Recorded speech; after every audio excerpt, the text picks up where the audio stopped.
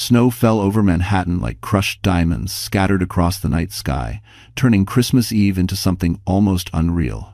But for Lena Marlowe, standing outside the Plaza Hotel with her 4-year-old son pressed tightly to her chest, nothing about this night felt magical. Her breath came out in trembling clouds, mixing with the cold as she stared up at the glittering windows of the hotel's penthouse suite windows she never expected to see her husband behind. Yet there he was. Chase Marlowe, her husband of 7 years. He wasn't meeting clients. He wasn't closing a year-end deal. He wasn't stuck in traffic or delayed by work emergencies like he always claimed. He was standing beside a woman Lena recognized instantly, the model-turned-influencer Vera Quinn, dressed in a gold satin gown that shimmered under the chandelier light. And as Lena watched from the snowy sidewalk, Chase leaned in close, too close, raising a tall flute of champagne toward Vera's lips. The two of them laughed, glowing in warmth and luxury, while Lena, forgotten and freezing, held the child they created together. Noah stirred in her arms, coughing softly. "Mommy, is Daddy coming?" he whispered. Lena swallowed hard. "Not tonight, sweetheart."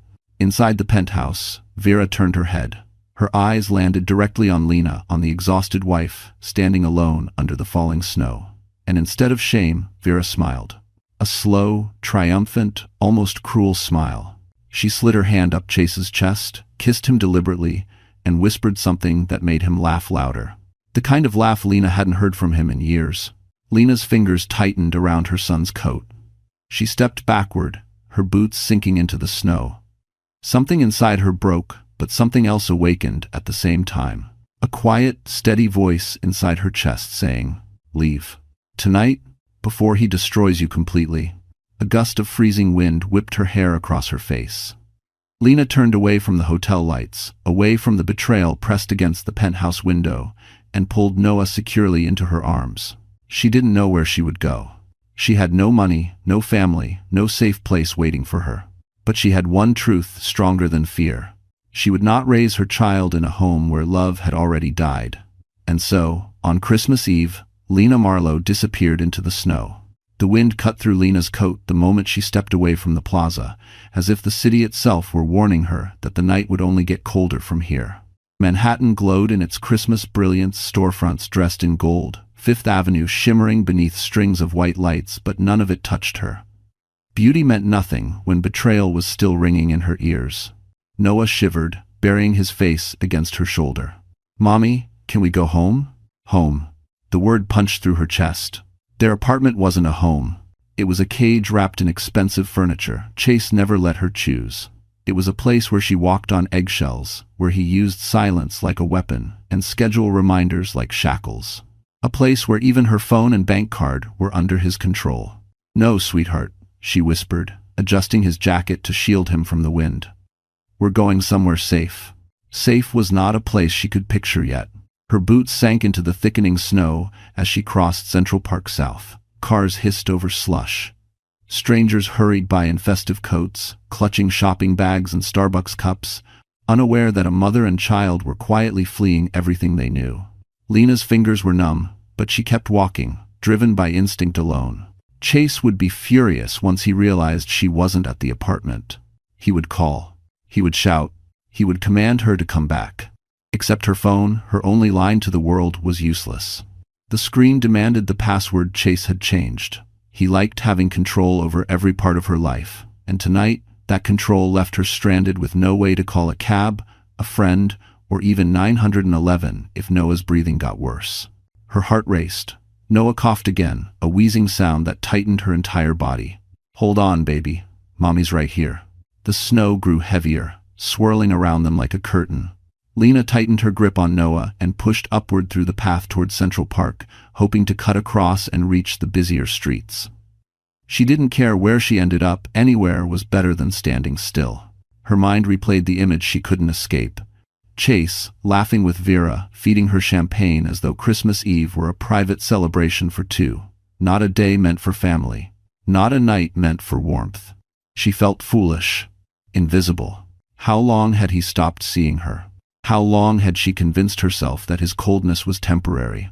A sudden gust of wind nearly knocked her sideways. Noah whimpered, and Lena steadied them both.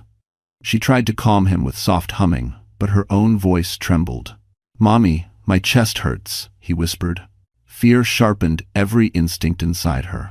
She couldn't wander in the cold anymore. She needed shelter, heat, help. But Manhattan was enormous, unforgiving, and she had no plan. Until headlights swept across her face. A dark SUV slowed beside them. The window rolled down.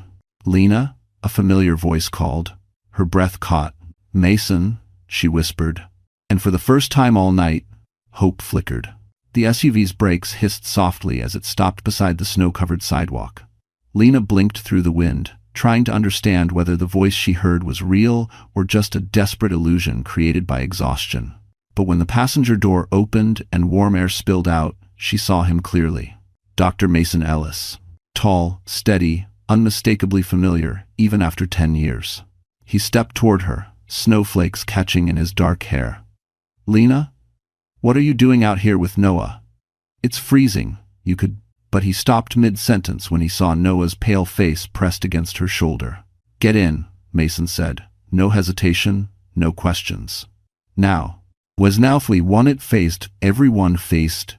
Lena's legs trembled with relief as he guided her into the heated SUV. The warmth felt unreal, like stepping into another world after being trapped in the storm too long. Noah whimpered softly as Mason reached back to adjust the heater vents toward him. "Is he breathing normally?" Mason asked, already scanning the child's color and posture. Lena shook her head, tears stinging her eyes. "He's been coughing, and he said his chest hurts. I didn't know what to do. My phone chase locked me out. I couldn't call anyone." Mason's jaw tightened. "Okay, I'm taking you both to Mount Sinai. He needs to be checked immediately." Then he looked at her again, really looked, and his voice softened. "You're freezing too. What happened, Lena?" She swallowed hard. Her lips were trembling so badly she could hardly speak. It's a long story." The SUV merged into traffic, lights reflecting across the windshield as the city's Christmas glow blurred into gold and silver streaks. "You don't have to explain now," Mason said gently. "Just hold on to Noah." But the truth pressed against her ribs like a weight. "I saw Chase," she whispered, "at the plaza, with a woman, with his mistress, on Christmas Eve." Her voice cracked. "They were laughing, drinking champagne, and he didn't even care that we were standing outside in the cold." Mason's hands tightened on the steering wheel. Not aggressively, protectively. "I'm sorry," he said quietly. "You never deserved that. I'm 7." No one had said those words to her in years. For a moment, Lena felt her throat close with emotion. Noah coughed again, and Mason reached over to hand her a blanket from the back seat. "Wrap him in this. We're almost there."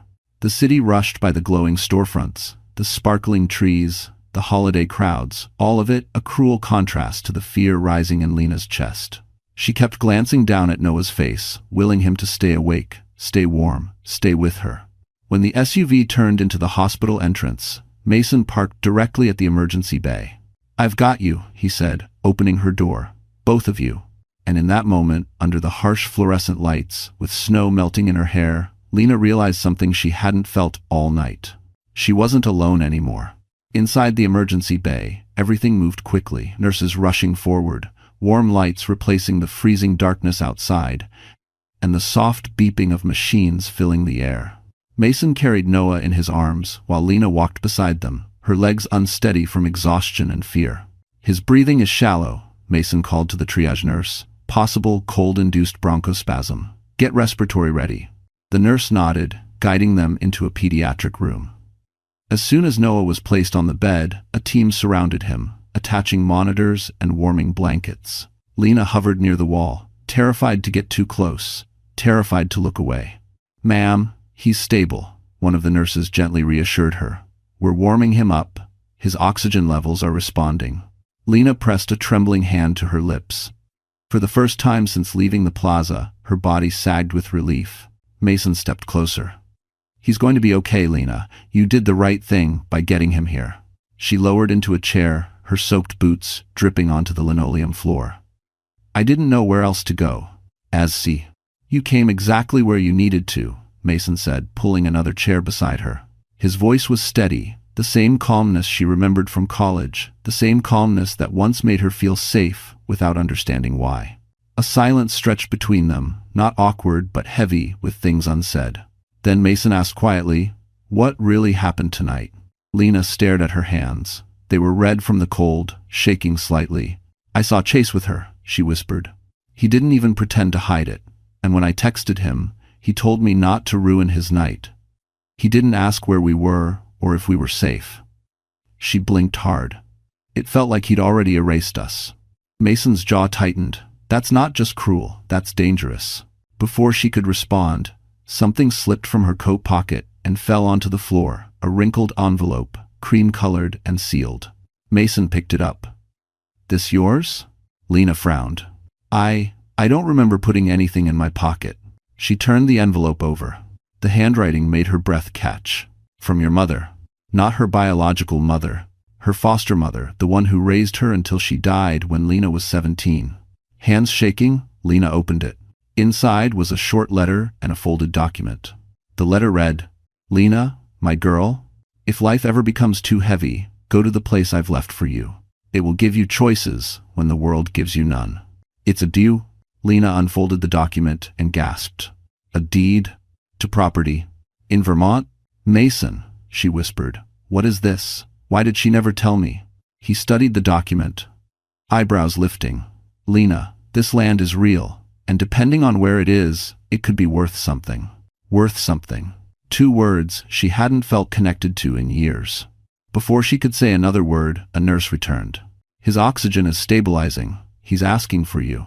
Lena's heart swelled. For the first time that night, hope didn't feel fragile. It felt possible. When Lena stepped into Noah's room, the lights were dimmed to a soft glow. The machines hummed quietly beside him, warming his small body under layers of heated blankets. His cheeks, once pale and cold, were beginning to regain a faint flush. "Mommy," he whispered, reaching a tiny hand toward her. She hurried to his bedside and pressed a kiss to his forehead. "I'm right here, sweetheart. You're safe. Mommy's not going anywhere." Mason stood near the foot of the bed, watching with gentle attentiveness. He didn't interrupt. He didn't push. He simply waited, something no one in her life had done in a very long time. When Noah drifted back to sleep, Lena stepped outside the room with Mason. The hallway felt quieter now, the chaos of the ER fading into a low hum behind them.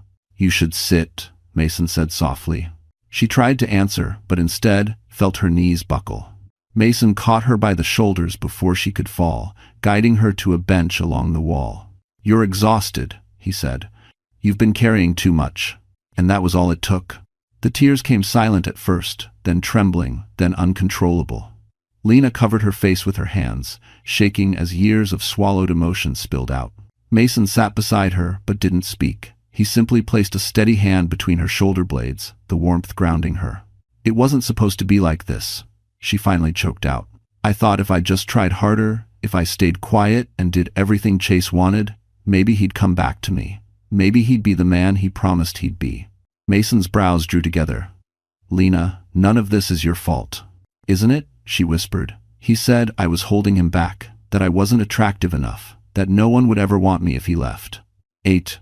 Mason inhaled sharply, the kind of breath taken by someone trying not to show anger too quickly. "Lena, what he told you is emotional manipulation, cruel, and completely untrue."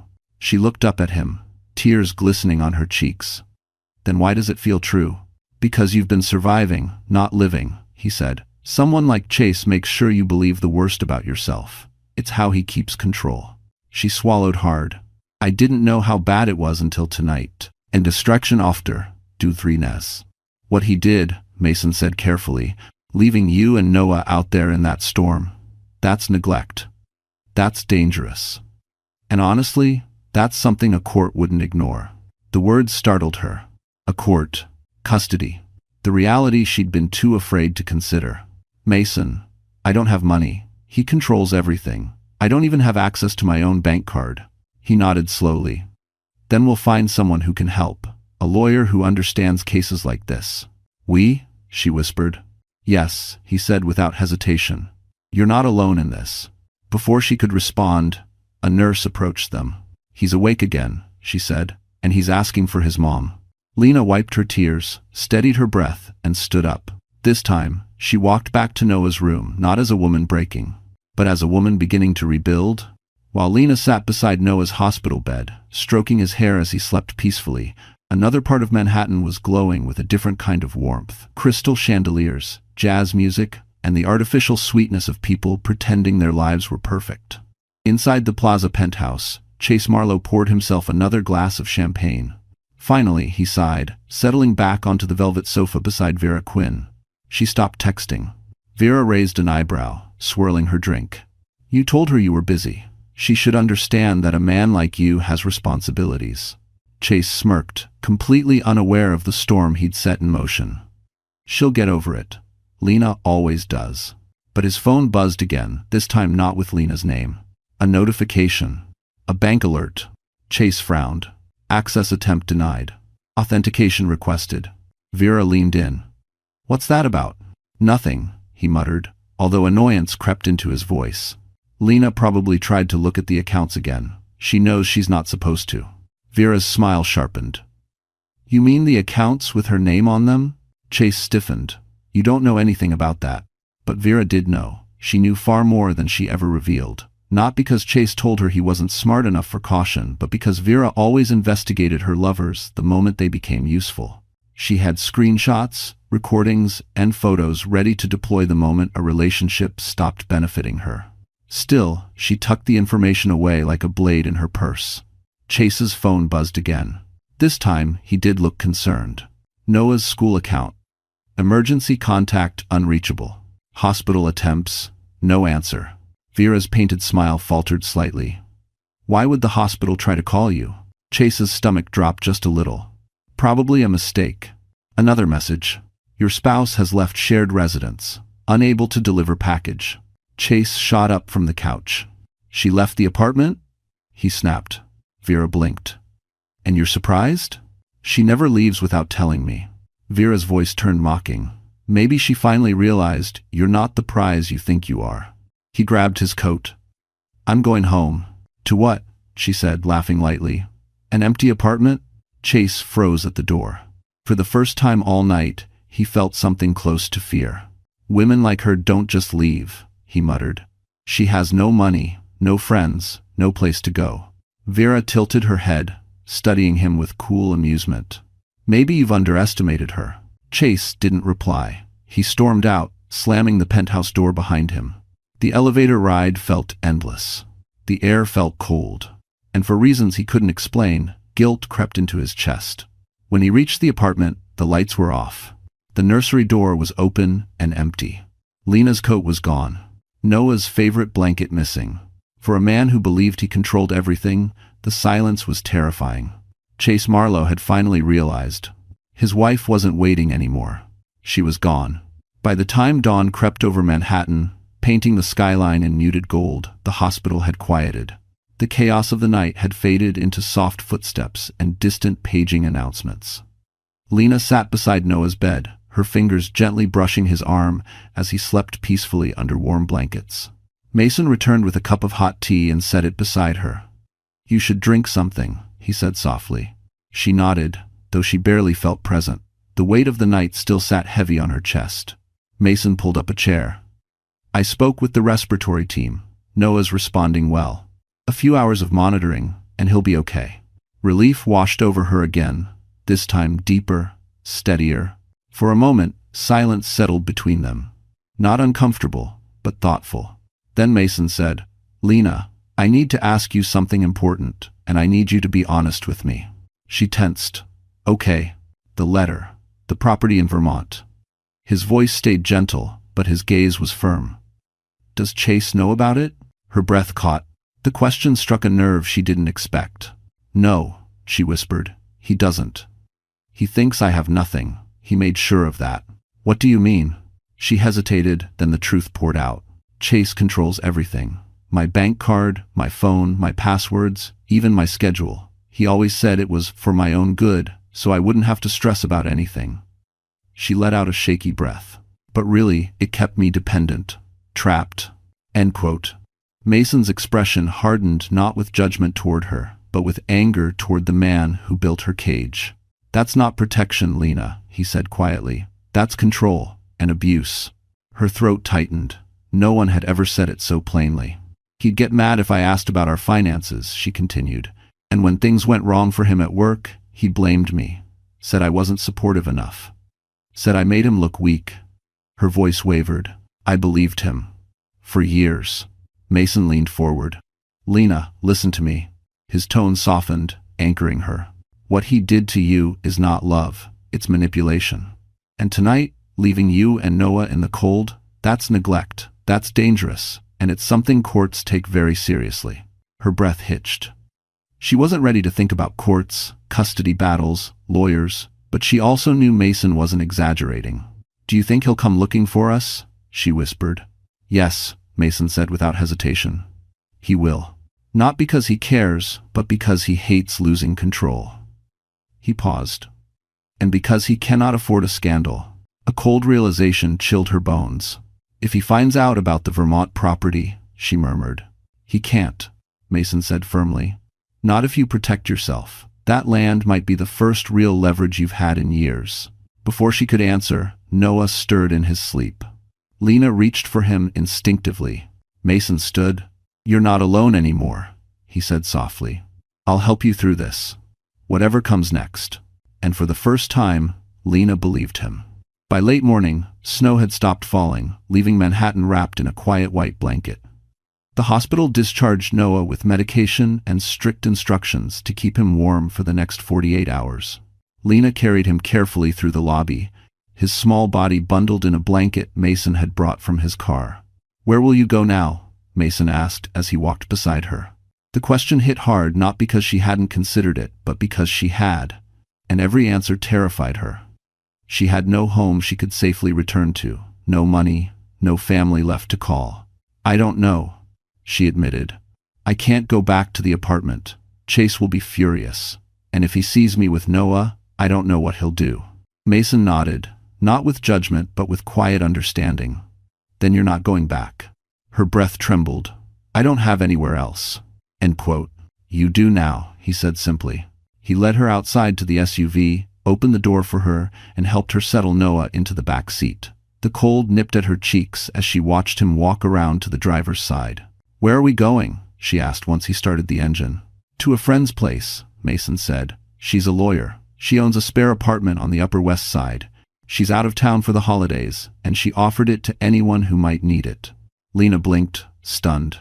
Mason, you didn't have to go through all this trouble. His gaze flicked toward her. Lena, you walked through a snowstorm with your child because you had no one else. Let me be someone who helps. The sincerity in his voice made her chest tighten. The drive to the Upper West Side was calmer than the frantic trip to the hospital. The Christmas crowds were out, lights twinkling on every corner, children laughing as they dragged sleds through slush. It felt surreal, like the entire city was celebrating while her world hung in pieces. When they reached the building, Mason helped carry Noah up the stairs. The apartment inside was small but warm, with soft beige walls and a couch covered in knitted blankets. A single lamp glowed near the window, making the space feel unexpectedly safe. This is beautiful, Lena whispered. It's yours for now, Mason said. No one knows you're here. You can rest. It's for Menagy. She lowered Noah onto the couch and kissed his forehead. The exhaustion of the past 24 hours finally caught up to her, the cold, the fear, the heartbreak crashing in all at once. Then Mason held out something she didn't expect. Her purse, her ID, a new prepaid phone. I picked these up from the hospital lost and found box. They keep emergency items for patients who can't wait for replacements. He smiled lightly. You'll need a way to stay connected on your own. Boredom. Lena took the phone slowly, overwhelmed. Mason, why are you doing all this for us? He met her gaze, steady and unwavering. Because someone should have been there for you long before tonight, and because I'm not going to let you face any of this alone. For the first time in years, Lena exhaled without fear. Chase Marlowe hadn't slept. Not because he worried about Lena and Noah, but because his world, the world he controlled with an iron fist, was suddenly full of cracks. His apartment felt wrong the moment he walked in. Too quiet, too still, too empty. He tore through the rooms, opening closets, checking drawers, calling out their names not out of love, but out of disbelief that someone he considered powerless had slipped through his fingers. "Lena, Noah," he shouted, voice echoing off the high ceilings. No one answered. His anger rose like a fever. She left him. She actually left him. And worse, she did it without permission. He grabbed his phone and dialed her. Straight to voicemail. "Are you kidding me?" he snapped. He tried again. Nothing. Then came the surge of fear he didn't want to acknowledge. What if she talked to someone? What if she told someone about the accounts, about the money he borrowed in her name? No, she wouldn't. She was too timid, too dependent, too naive. Except, she wasn't here anymore. Chase paced the living room, tugging at his hair. He needed to find her. Fast. He called Lena's best friend from years ago, a woman she hadn't spoken to since the wedding. No answer. He called her old job. Voicemail. He checked the building cameras. Footage showed Lena leaving with Noah in her arms, heading into the storm without looking back. A knot twisted in his chest. Not guilt. Fear. But then his phone buzzed. "Vera, are you home? You left without saying goodbye?" He ignored her. Another message appeared. "Vera, you should check the news. People are talking." What the hell? He opened the link. A gossip page had posted a photo snapped from the plaza's bar window, Chase and Vera standing close, champagne in hand. Someone captioned it, "Christmas lovers?" Chase cursed under his breath. This was bad. Really bad. If investors saw this, if clients saw this. His phone buzzed again. This time, from his head of PR. "We need to talk as soon as possible. Your family man image is breaking." Chase's stomach dropped. No, no, no. This was supposed to be discreet, he muttered. Then another blow landed. A notification from Noah's school app. "Emergency contact, unreachable. Hospital reached out, please respond." He froze. Hospital? The word punched the air out of him. Was Noah hurt? Was Lena hurt? He dialed the hospital's main line, but they couldn't share patient information. Privacy laws. They told him someone with his number had been contacted earlier and had not answered. He slammed the phone down. She took the kid to a hospital? Why? Did something happen? Why didn't she call me? Then reality crashed in. Because she couldn't. Because he locked her out of her own phone. A chill crawled up his spine. For the first time, he realized Lena might not just be gone. She might be done with him. And if she talked to someone, anyone, about his secrets, his entire life could burn. Chase grabbed his keys. He wasn't worried about his wife. He was worried about losing control. The apartment Mason secured for Lena felt like a fragile sanctuary, warm, quiet, and tucked far above the relentless noise of Manhattan. After settling Noah into the bedroom with a humidifier gently humming beside him, Lena finally exhaled. For the first time in years, she wasn't being watched. She wasn't being timed. She wasn't being measured for how quickly she responded to Chase's demands. But peace didn't last long. While searching her purse for Noah's medication, Lena found something she'd forgotten. She still had a small zippered pouch. Chase insisted she use for important documents. He claimed it was to keep her organized. In truth, it kept her from looking too closely. Her breath caught as she pulled out a stack of papers, crumpled, stamped, some partially torn. She wasn't expecting anything dangerous, but as she flipped through the documents, the color drained from her face. Her name, her signature, her social security number, all attached to contracts she had never seen before. "Borrower authorization," she whispered. Mason, who had been cleaning up dishes in the kitchen, heard the tremor in her voice. "Lena?" he said, stepping closer. "What is that?" I don't know." Her voice cracked. "These papers, they say I took out a loan. A huge one, but I never signed anything." Mason took the documents gently from her hands. As he skimmed each page, his expression tightened with every line he read. "Lena," he said carefully, "these aren't just personal papers. These are financial contracts. High interest. And the signatures?" He held one page up to the light. "They're forged." Her heart stopped. "Chase," she whispered. "There's no one else who could have done this," Mason said. "And if these were filed with the bank, it means he used your identity to take out money illegally." Her knees weakened. She sank onto the couch, clutching a throw pillow to keep her hands from shaking. "He said he was stressed," she murmured. "He said business was slow. I thought he meant Normal business problems. I didn't know he'd drag me into anything like this. Mason knelt in front of her, his voice firm but reassuring.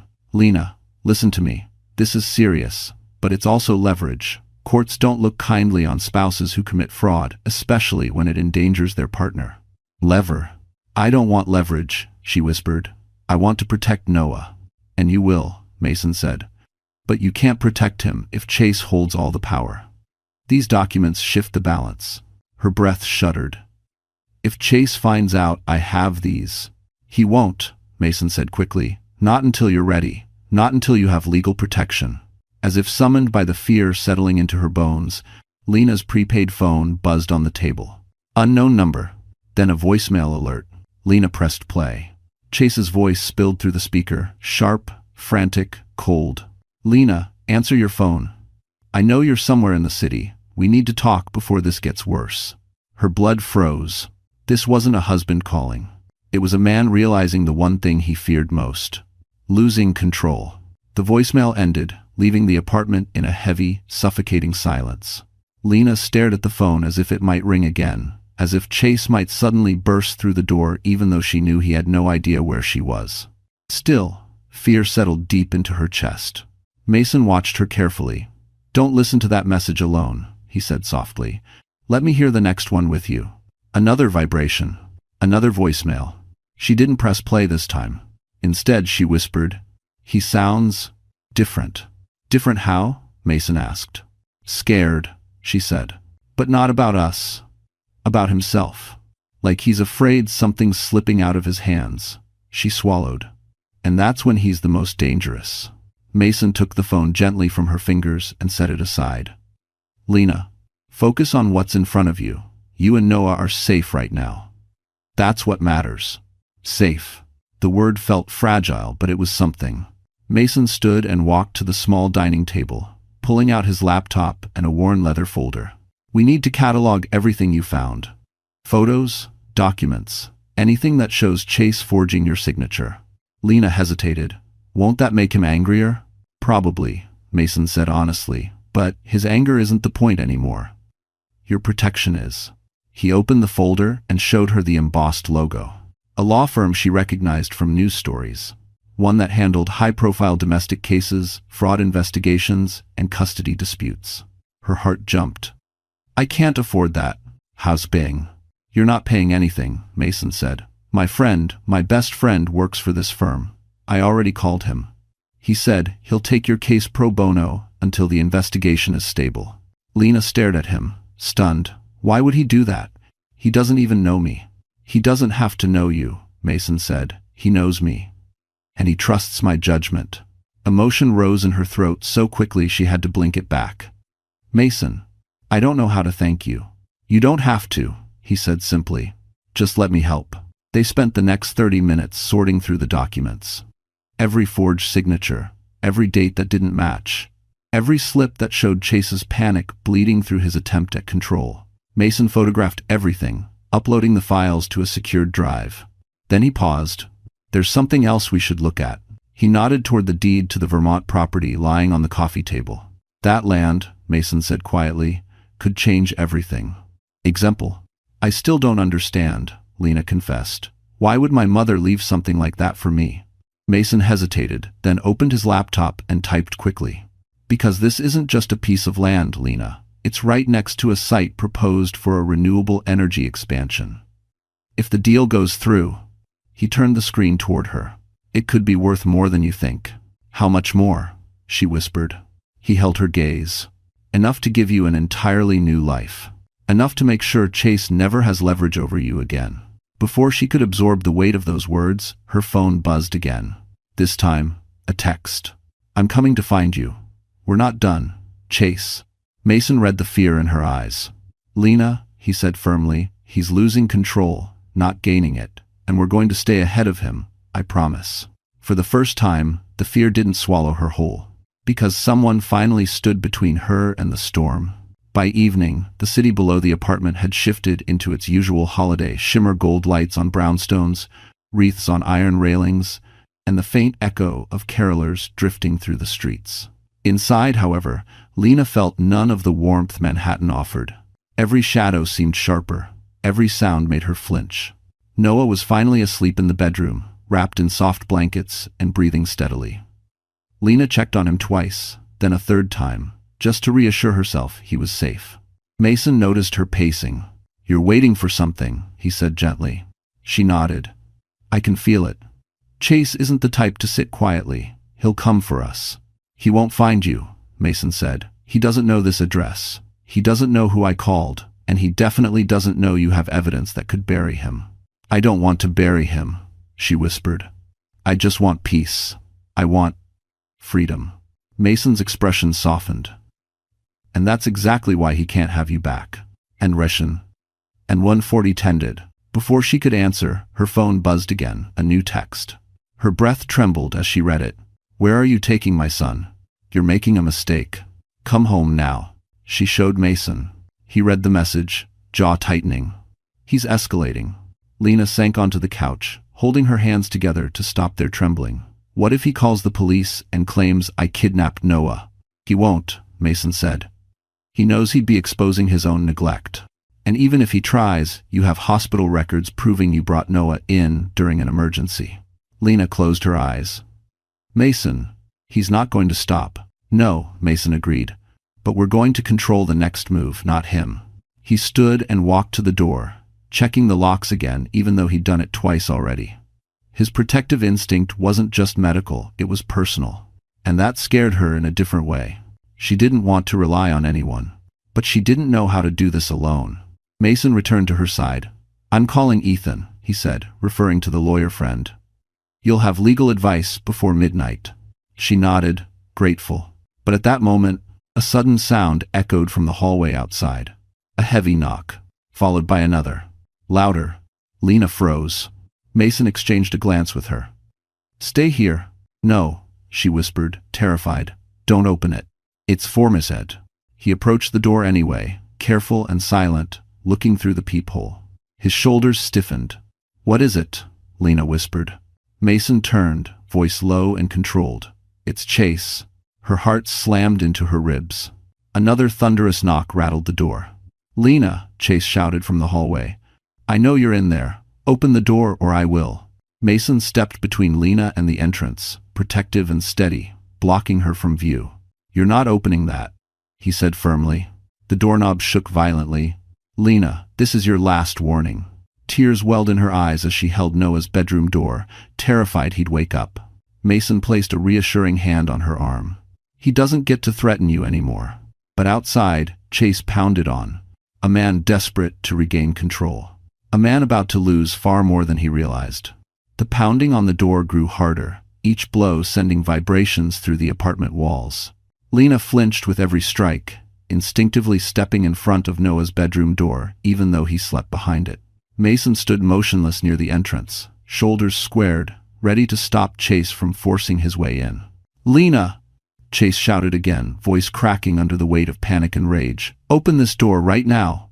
But before Mason could speak, another sound filled the hallway outside. A woman's voice, sharp, mocking, impossibly familiar. "Well, well," the voice drawled. "If it isn't the loving family man." Mason peeked through the peephole again, and stiffened. "What is it?" Lena whispered. He exhaled slowly. "It's Vera." Lena's stomach dropped. Outside, Vera Quinn stood in a fur-trimmed coat, arms crossed, phone held high like a weapon. Her smile was venomous, the kind only a woman scorned could summon. Chase hissed at her. "What the hell are you doing here?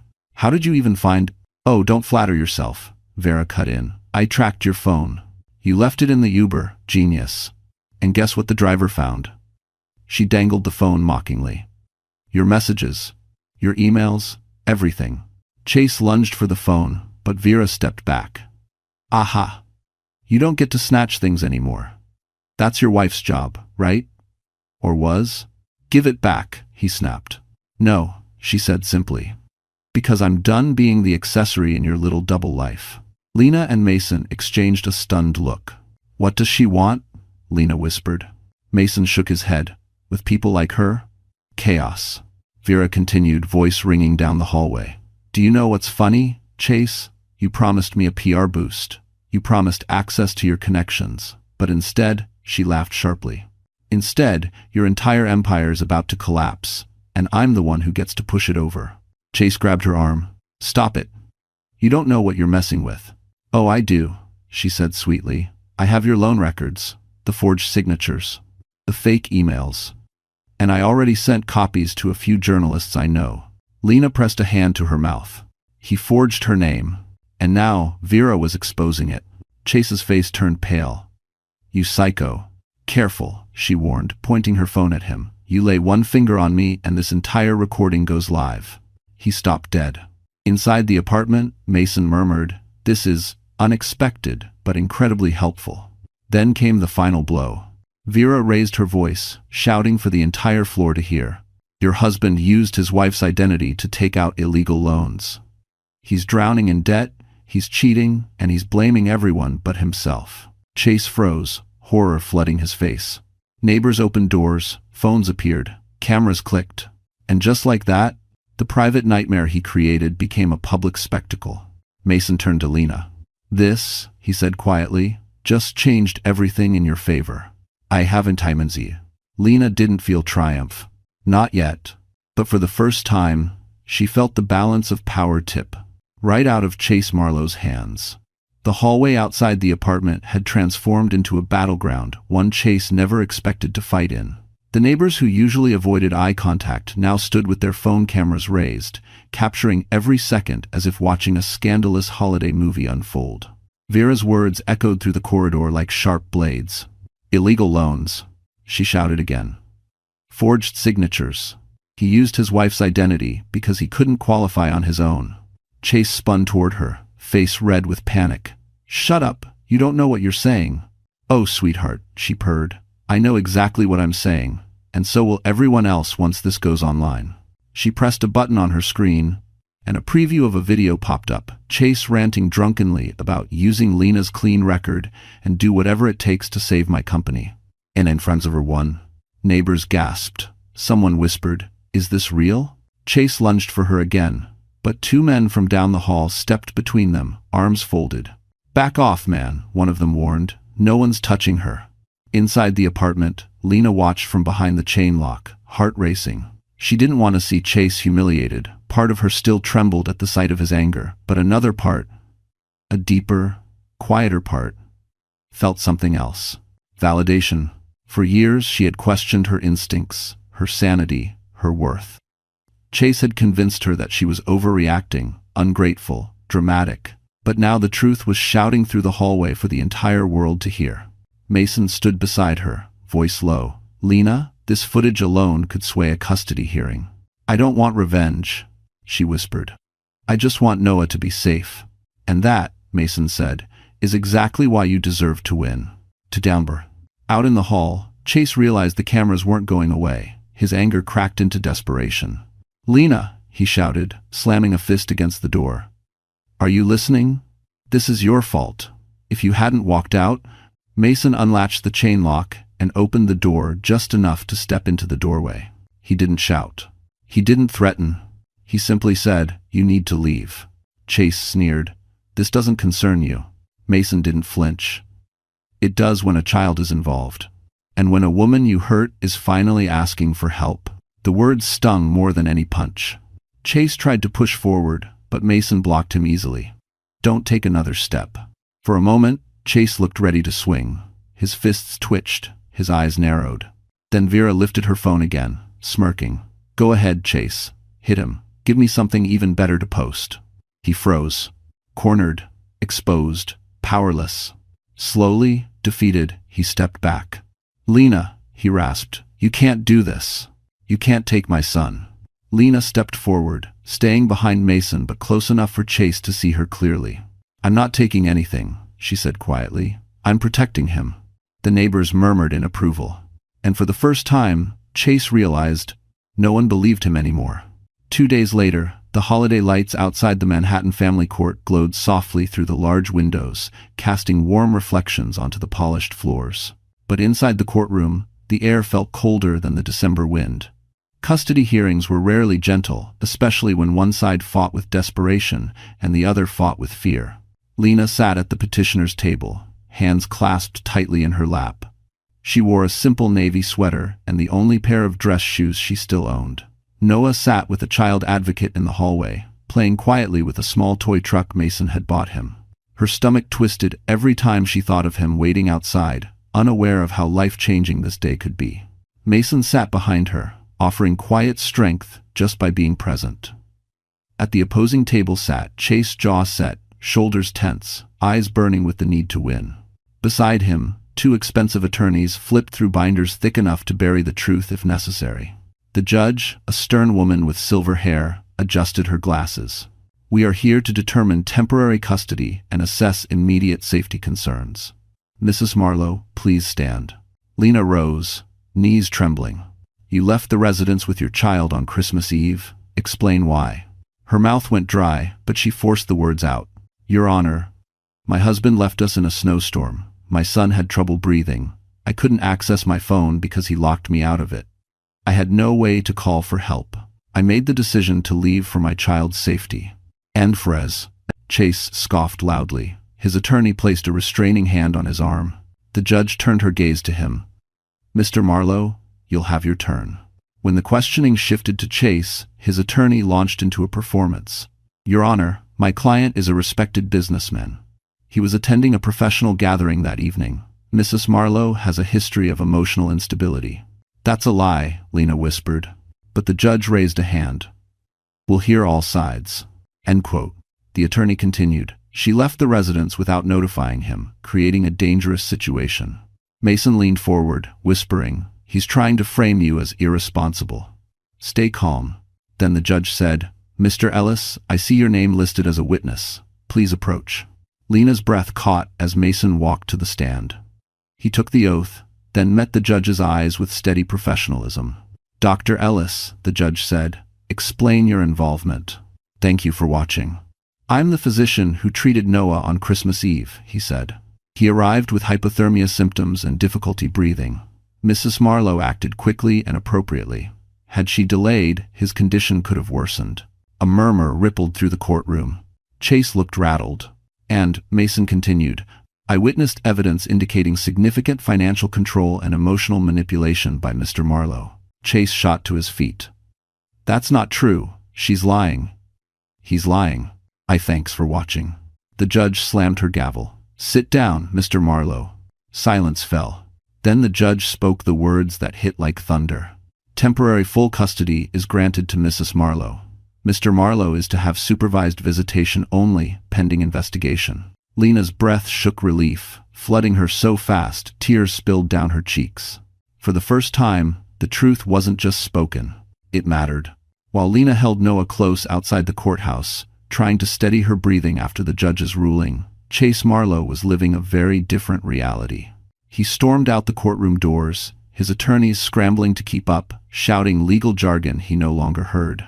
The hallway buzzed with murmured shock, law clerks whispering, attorneys glancing sideways, spectators exchanging knowing looks. Chase ignored them all. "She can't do this," he hissed.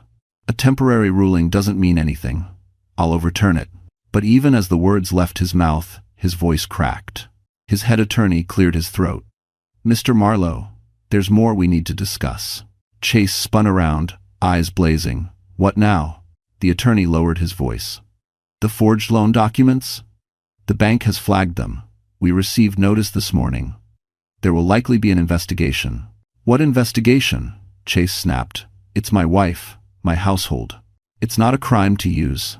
"It is a crime," the attorney interrupted sharply, glancing around before dropping his voice.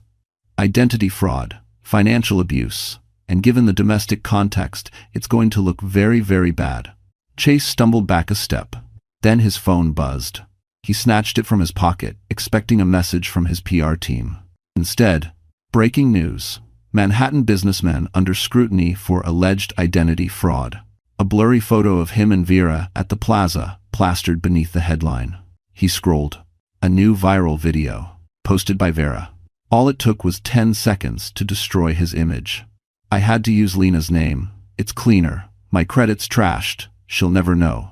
Chase felt the blood drain from his face. No, she wouldn't. But she did. Vera Quinn had set the match, and the world was watching the fire burn. His attorney swallowed hard. We need to get ahead of the narrative. You should release a statement." "I'm not releasing anything," Chase barked. "Call Vera. Now." "We tried," the attorney said. "She's not responding." Her agent issued a statement saying she's cooperating fully with investigators. Chase nearly dropped his phone. His world, crafted so carefully, maintained through control and intimidation, was cracking apart like thin ice beneath him. He turned and caught sight of Lena through the courthouse doors. She stood at the curb with Noah in her arms, Mason at her side. She looked tired, shaken, but steady, stronger than he had ever allowed her to be. Chase pushed toward her, ignoring his attorney's warnings. "Lena," he called, "we need to talk." Lena stiffened. Mason stepped between them, voice calm but firm. "You've caused enough damage today." Chase ignored him. "Lena, tell them it's not true. Tell them you're not pressing charges. You owe me that." She stared at him, stunned by the audacity. "Owe you?" she repeated softly. Her voice didn't shake. "Not anymore. I owe Noah safety. I owe myself peace. But I don't owe you anything." Mason gently guided her and Noah toward the waiting car. Chase reached out, but no one let him close. Not the law. Not the court. Not the truth that had finally come to light. And as the car pulled away, he realized something he had never felt before. He wasn't losing control. He had already lost it. The courtroom reconvened 2 days later for the financial hearing, an emergency session called after the bank formally reported irregularities in the loan documents tied to Lena's name. Snow fell steadily outside the tall courthouse windows, muffling the city, as if Manhattan itself were holding its breath. Lena sat at the petitioner's table once again, hands folded tightly in her lap. Mason sat behind her for support, and her attorney, Ethan Ross, sharp, composed, and devastatingly calm, arranged neatly labeled folders before the judge. Across the room, Chase looked like a shadow of the man he once pretended to be. His suit was wrinkled, his tie crooked, his eyes bloodshot from nights spent extinguishing fires he had started long before Christmas Eve. His attorneys whispered frantically to him, but nothing could mask the dread etched into his face. The judge lifted the first document from the stack. "Mr. Marlowe," she began, "we have reviewed the contract signed using your wife's identity. Mrs. Marlowe states she did not authorize these transactions." Chase stood, desperate and sweating. "Your Honor, she's confused. Those were household decisions. She signed them." Ethan rose. "Permission to present Exhibit A." The judge nodded. A screen lit up at the front of the courtroom. A video. Vera's recording. Chase's voice. "I had to use Lena's clean record. My credit's trashed. She'll never know." A gasp rippled through the courtroom. Chase's attorney closed his eyes like he'd just watched his entire career go up in flames. Chase lunged forward. "That was taken out of context. That woman is unstable." The judge raised a hand sharply. "Sit down, Mr. Marlowe." He froze. Ethan stepped forward. "Further evidence shows Mr. Marlowe changed Mrs. Marlowe's passwords, restricted her financial access, and locked her out of her own phone. This demonstrates intentional isolation and financial abuse." Lena stared at the table. Hearing her suffering described in legal terms felt surreal, like someone else's story. But every word was true. The judge turned to Lena. "Mrs. Marlowe, did you consent to any of these loans?" "No, Your Honor," she said quietly. "I didn't even know they existed." The judge made several notes. Then came the final blow. Given the fraudulent activity, the manipulation demonstrated, and the immediate risk posed to Mrs. Marlowe and her child, this court finds Mr. Marlowe solely responsible for the outstanding debts. Furthermore, Chase's breath hitched. An official fraud investigation will proceed. Until its conclusion, Mr. Marlowe's accounts will be frozen. He collapsed back into his chair. Frozen accounts. Debt in his name only. Criminal investigation pending. Supervised visitation. His life, his image, his control, shattered in seconds. But the judge wasn't finished. Additionally, Mrs. Marlowe is granted temporary exclusive use of the marital residence. Chase jerked upright. "What? You can't." "She left. She left under duress," the judge corrected. "And the court will not return her to unsafe circumstances." Lena swallowed hard, tears burning her eyes. She never imagined she'd hear those words spoken for her. The judge lifted the final page. "This court's priority is the safety and stability of the child and the victimized spouse. Mr. Marlowe, you have violated both." A single, clean strike of the gavel ended the hearing, and ended Chase Marlowe's reign. The first night back in the marital apartment felt strange, like walking through a museum of a life she no longer belonged to. The judge had granted her full access, but that didn't erase the memories embedded in the walls, the arguments whispered behind closed doors, the constant tension, the nights she cried silently while Chase slept beside her. But this time, she didn't come back alone. Noah toddled into his old room, clutching his blanket and looking around with wide eyes. Lena knelt beside him. "Is it okay if we stay here for a little while?" she asked softly. He nodded sleepily. "As long as you're here, Mommy." Her heart tightened warmly this time. Mason carried in a box of groceries, placing them gently on the counter. "I stocked up on basics," he said, "and a few things Noah likes." "You didn't have to, Lena," he said with a small smile. "I know you're not used to people helping without an agenda, but let me be the exception." And grace. The words landed deeper than he knew. For years, help had been conditional. Perform, obey, please. Now, help came without strings, and she almost didn't know how to accept it. When Noah drifted off to sleep, Lena and Mason sat in the living room. The dim lamp cast warm shadows, softening the sharp edges of the space. "I need to tell you something," Lena said quietly, fingers tracing the rim of her tea mug. "About the Vermont property." Mason leaned forward. "I'm listening. Help her. I don't understand why my mother left it to me, or what I'm supposed to do with it. I barely knew how to manage a joint bank account with Chase, let alone land." "You don't have to know everything right now," Mason said gently. "But I spoke to a colleague today. That area is part of the proposed renewable energy expansion. If the deal finalizes, the land value will skyrocket." Lena blinked. "Skyrocket? How much are we talking?" Mason hesitated before answering. "Potentially hundreds of thousands." Her breath caught. "That can't be real." "It is," Mason assured her. "You have something Chase never expected, a future he can't control." She looked around the apartment, the expensive furniture Chase insisted on, the curated decor meant to impress visitors, the sterile perfection. None of it felt like hers. But the Vermont land? That felt like a door waiting to be opened. Suddenly, tears welled in her eyes, not from pain this time, but from something gentler. Hope. Possibility. A future forming quietly on the horizon. Mason reached across the couch and touched her hand lightly. "You're allowed to start over, Lena." She swallowed. "I don't know where to begin." "How about with dinner?" he said softly. "One step at a time." She laughed small, surprised, genuine. And for the first time in years, Lena realized she wasn't rebuilding a life from ruins. She was building a life that finally belonged to her. The next week passed in a rhythm Lena had never known, before quiet mornings with Noah's laughter echoing down the hallway. Simple breakfasts she cooked without fear of being criticized, and evenings where the apartment felt lighter, as if the absence of Chase's anger had opened the windows to let warmth in. But on Thursday morning, everything shifted. A heavy knock echoed through the apartment.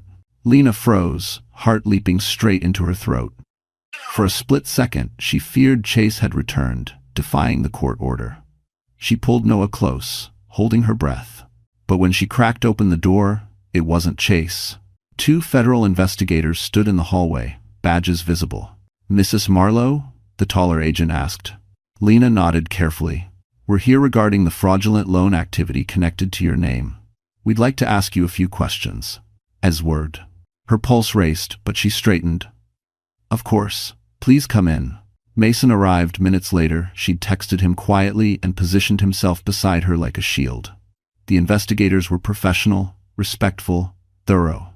They asked about her marriage, her financial access, the forged signature, the controlling behaviors. At one point, Lena's voice trembled. "I didn't know he was doing any of this. I just wanted to keep my family together." And 10. One of the investigators nodded sympathetically. "That's often how these situations begin. You were isolated, but the evidence is clear, and you'll be protected throughout this process." When they left, Lena stood in the silent apartment, leaning against the wall as relief washed over her. Mason touched her shoulder gently. "You handled that perfectly," he said. "But it feels so strange," she whispered. "For years, Chase made me believe no one would ever take my side.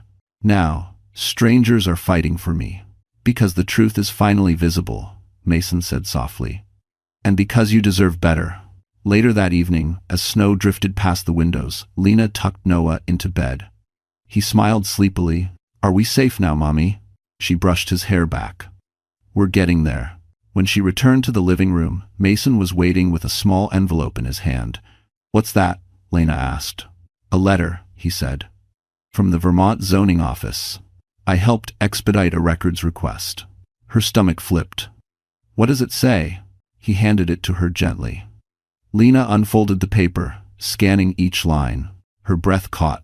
Mason, they want to meet with me. The energy project. They want to negotiate an offer for the land. Exactly, Mason said. They're interested, very interested. Tears filled her eyes, not from fear, but from something she wasn't used to feeling. Opportunity. A real chance at a future not shaped by survival, but by choice. She sank onto the couch, overwhelmed. I can't believe this is happening. Mason sat beside her. Lena, look at me. She lifted her eyes. You survived something that was meant to break you. And now life is giving something back. For the first time, she allowed herself to believe it. The past wasn't holding her anymore. And the future quietly, steadily, was reaching out its hand. The Vermont mountains glowed soft pink beneath the rising winter sun, a quiet beauty Lena had never experienced before. She stepped out of the small SUV, holding Noah's hand, their breath forming gentle clouds in the crisp morning air. For the first time in what felt like years, she inhaled without feeling her chest tighten. This is our land, she whispered, hardly believing it. Noah looked up at her with wide eyes. It's big, Mommy. It is, she said softly. Big enough for new beginnings. The meeting with the renewable energy representatives took place in a modest wooden office overlooking acres of untouched snow. The men across the table weren't cold or intimidating. They were respectful, patient, and surprisingly hopeful. Mrs. Marlowe, one of them explained, your land sits directly on the expansion site for our wind energy project. It's a critical component. We're prepared to negotiate a substantial purchase. I fanned each. It's the riddle. Lena exchanged a glance with Mason, supportive, calm, quietly proud. What does substantial mean? She asked, voice steady though her hands trembled slightly. The representative slid a paper across the table. The number on it made Lena's breath stop. It wasn't just enough to live. It was enough to rebuild. Enough to ensure Noah's future. Enough to finally be free. She blinked through tears. I need a moment. And woed. Outside, she leaned against the railing overlooking the snowy valley, overwhelmed not by fear, but by possibility. Mason joined her quietly. This changes everything, he said. She nodded. I never imagined life could look like this. You earned it, he replied gently. Every step you took to protect yourself and your son led you here. When they returned inside, Lena signed the preliminary agreement. It felt like closing the door on a life she never wished to return to. Back in Manhattan, the next blow fell for Chase publicly and decisively. His company issued a statement distancing themselves. Investors withdrew. Charges were officially filed. The world he once built through manipulation and borrowed power finally collapsed under the weight of truth. But Lena didn't celebrate his downfall. She celebrated her freedom. That evening, in the warm glow of her Vermont cabin rental, she put Noah to bed with soft blankets and sang him a lullaby she hadn't sung in years. When she stepped outside, snowflakes drifted lazily, settling on her hair and eyelashes. Mason followed her out, hands tucked in his jacket pockets. Do you ever think about what comes next? He asked softly. Lena turned to him, really looked at him. The man who stood by her when she was at her lowest. The man who believed her before she believed herself. I do now, she whispered. He took a slow step closer, not imposing, not demanding, just present, offering warmth in the cold. You don't have to rush into anything, Mason murmured. But if someday you wanted, she placed a hand on his chest, stopping the words gently. I know, she said, and someday, I might. Snow fell softly around them, quiet and forgiving. For the first time, Lena Marlowe felt the weight of her past slip away, replaced by a peace she finally believed she deserved. So, the story has come to an end, my wonderful friends. If you're still here with me at this moment, then something in Lena's journey must have touched your heart in a quiet, honest way. And maybe, as we sit here together, it's worth asking, why? Why did her pain, her courage, her quiet steps forward matter to you. Because in life, we all face moments when we must walk away from what hurts us, even when our legs are shaking. Marcus Aurelius once wrote, "You have power over your mind, not outside events. Realize this, and you will find strength." Today, Lena found that strength, not all at once, not dramatically, but in small, trembling decisions that slowly open the door to a new life. And maybe that's the lesson for all of us. Healing doesn't come in a single moment. It comes in tiny steps, tiny truths, tiny acts of choosing ourselves again. If this story stayed with you, if it made you feel seen or less alone, then stay with our little community here. Like, share, and subscribe so these stories can keep finding the people who need them most. And remember, you too deserve a life that doesn't hurt to live.